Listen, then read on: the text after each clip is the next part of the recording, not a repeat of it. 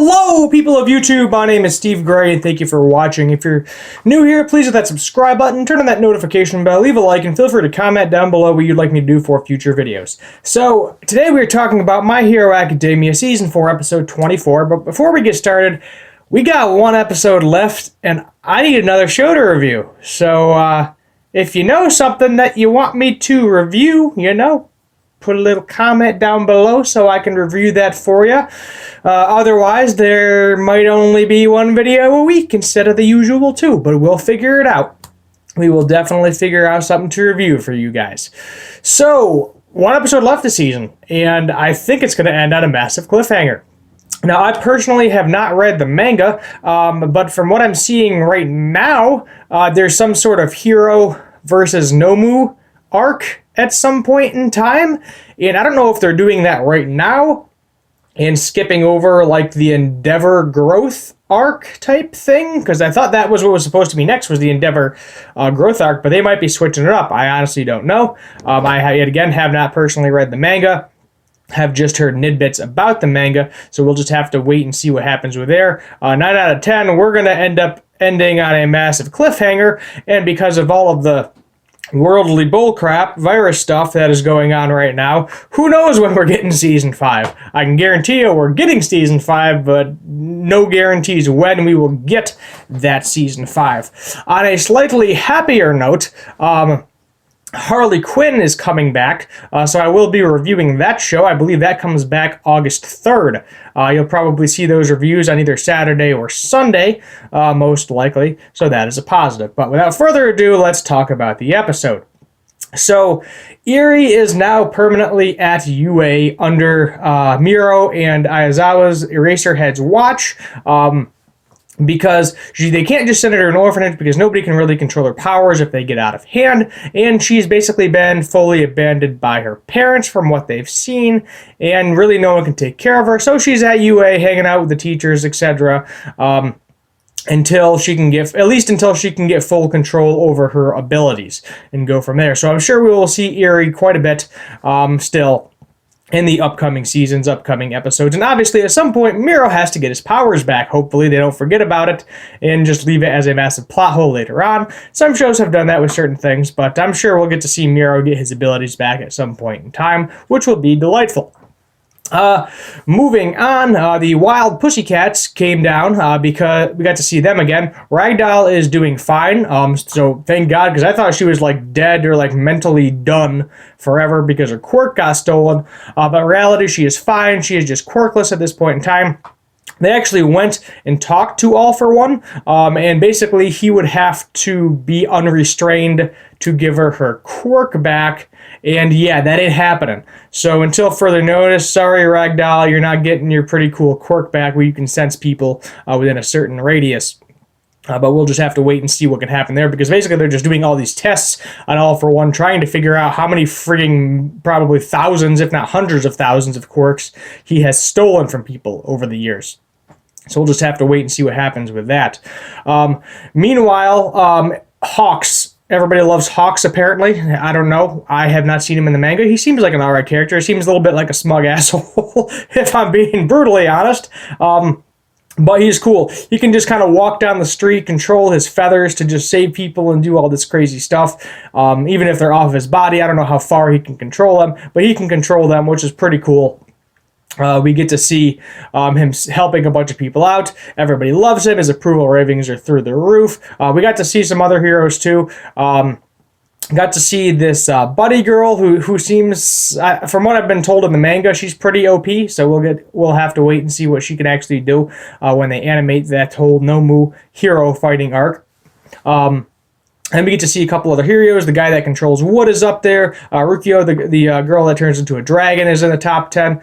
We get to see basically a bunch of top 10 heroes. A few heroes we haven't seen at all before, but I'm sure we'll get to see what they can do. And basically, what Hawks is trying to do is he's trying to kind of promote Endeavor to become the new symbol of peace like All Might was. Because without that, a lot more crime has been happening, so we kind of need that symbol of peace. So he was like, look, just go about your day, put on your gear, walk around. You need to act like you have too much time on your hand, because that means that'll calm people down, because if they don't see all the fights and the violence happening and they just see a couple of pro heroes walking around like everything's good to go, it'll definitely generally calm the entire population down. During it too, Endeavor was going to try to give a kid an autograph, but the kid was like, "Oh, I don't like you anymore because you never did autographs. You're so cold." Because Endeavor's approval ratings are not the best at all. He is, I mean, at the moment, he is technically the strongest hero. But his approval ratings are not very good.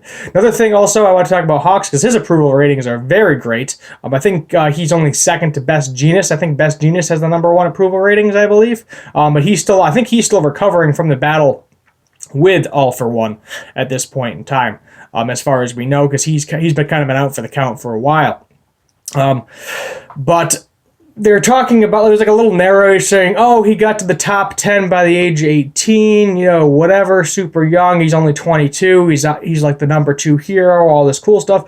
What I didn't understand is why they were kind of hyping that up, because from what I've looked into, Endeavor was #2 by the age of 20, and is that not a crazy feat too? 20 is still pretty young, in my book. There's even a quote if you go to the character wiki. That's like the first quote that comes up, and he's like, "Oh, I was #2 by the time I was 20, and I've been stuck here ever since because I'm trying to climb the summit, get to the top of the summit to be the #1 hero." That's what he's kind of lived by.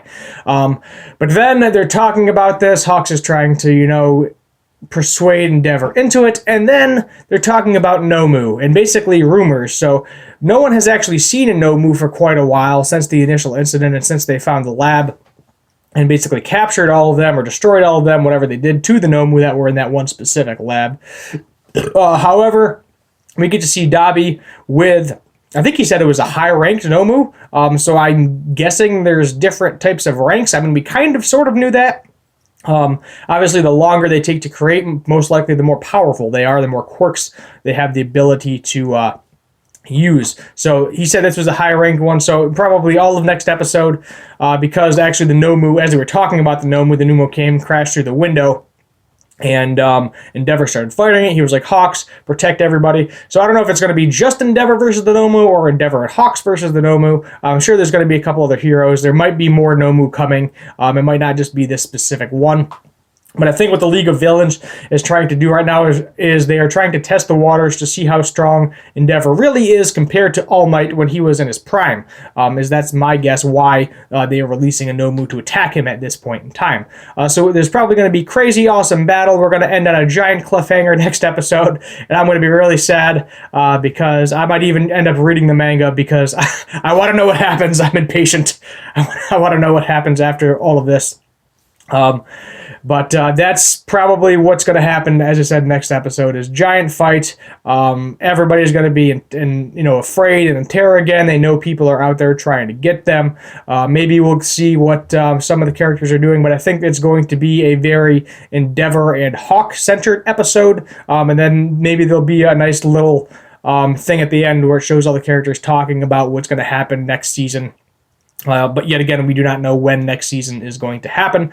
So we'll just have to be patient and wait, because as far as I know, most of the studios are shut down right now. So unless it already got animated, we ain't going to see it for a while, unfortunately. So I'm saying bare minimum, probably a year before we get to season 5, or possibly more, depending on how everything works out here in the good old real world.